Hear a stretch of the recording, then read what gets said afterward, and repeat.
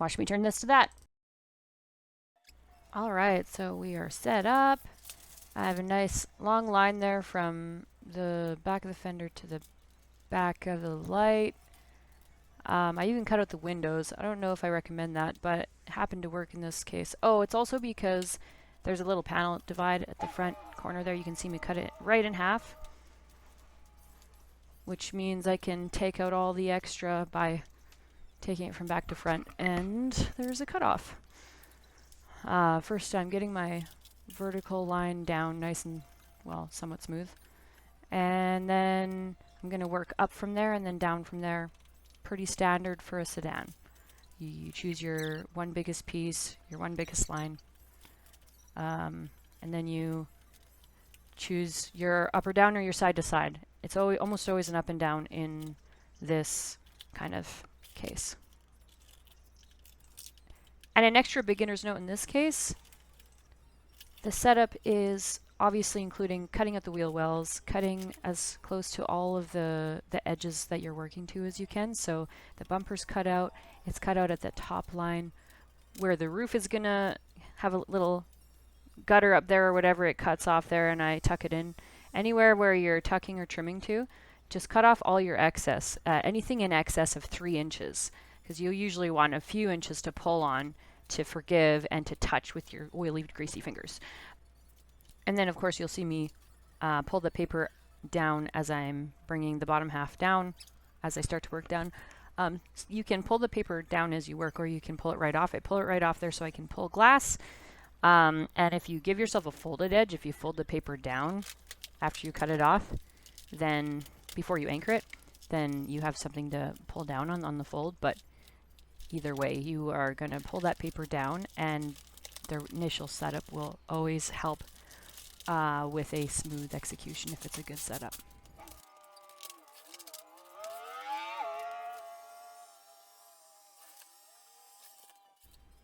That's where you can see me kind of trap the door handle in a circle there. If you can get a smooth line all the way down all the way around without any creases, then when you go to cut out the door handle later, you've kind of trapped it all in a circle and the rest of the panel won't suffer. You can see me heating there the stress wrinkles from pulling on the paper or whatever you were messing around with, and even laying it down on the anchor line. It's causing a tiny bit of stretch, so when you pull that out, you can heat all that out, and then I leave it alone for a minute to cool down, because I'm not going to pull on that when it's warm. I don't need to.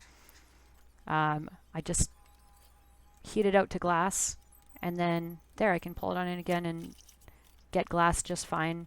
I'm working it from the top left to the bottom right there, as that seems to be the easiest way to go around the recess around the wheel well.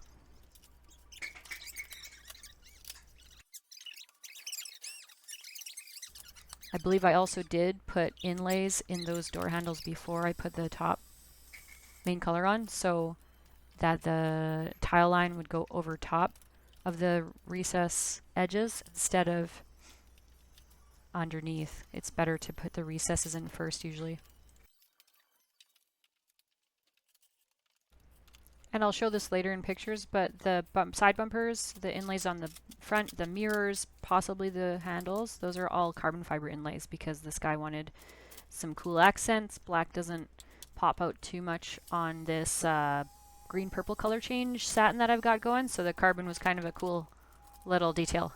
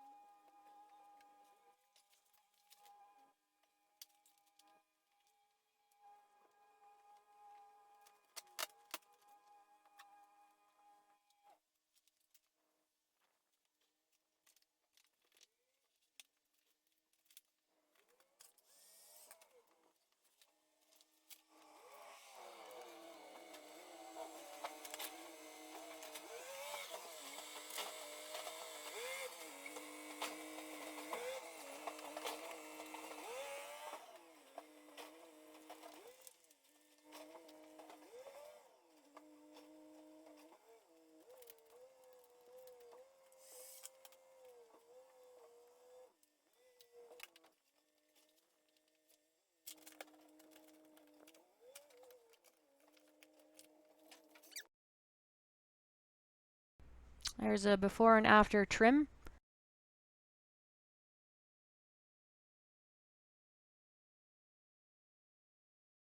It's kind of crazy how much this changes in the light. That's a good shot. Obviously did that in 2 pieces.